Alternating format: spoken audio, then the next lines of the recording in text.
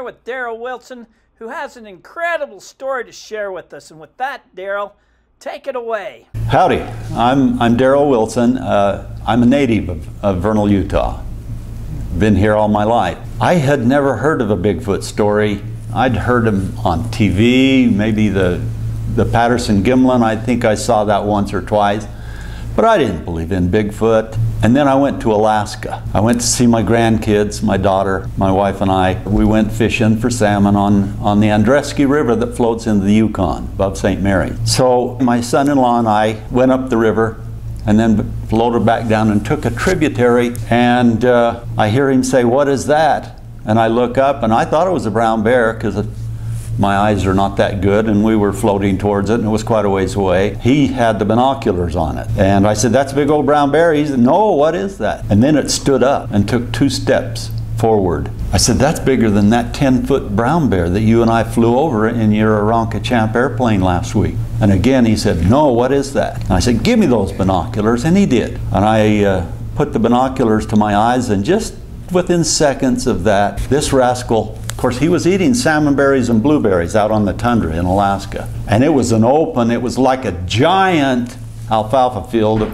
with the blueberry bushes and tundra bushes were about that tall. So he was way out in the open. He stood up and took 2 steps forward again, and his back was towards us, but I could see part of his face. And I saw a human nose, and I saw incredibly massive, elegant, incredible human fingers. And I was stunned because I became an absolute knower in a matter of 2 or 3 seconds of seeing that. And I said, "That's a Bigfoot." And we're whispering the whole time because we didn't want him to hear us. My son-in-law's a hunter. He's got bear hides on his wall, so that'll give you an idea.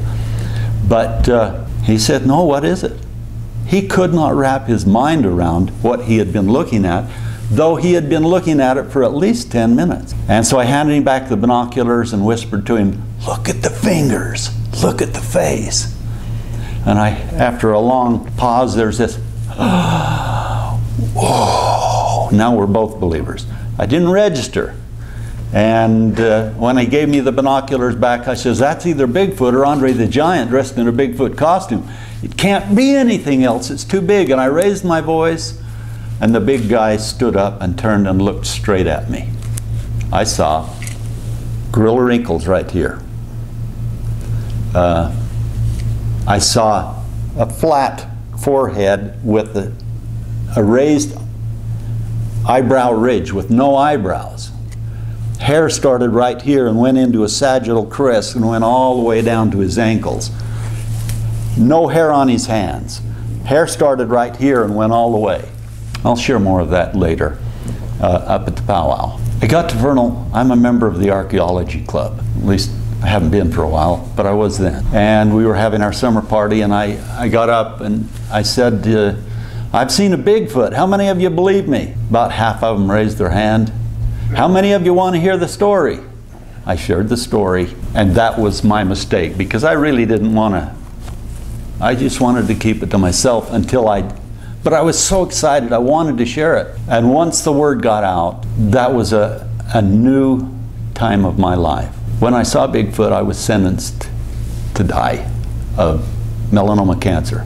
So I thought, I really don't care what people think. And so I started asking people if they'd seen Bigfoot left and right. And I've got about 500 stories recorded, most of them right here in the Uinta Basin. People that have seen a Bigfoot. Jaw-dropping. You know, I always thought by mouth of 2 or 3 witnesses all things would be established. That's the way it is in court. 500 stories?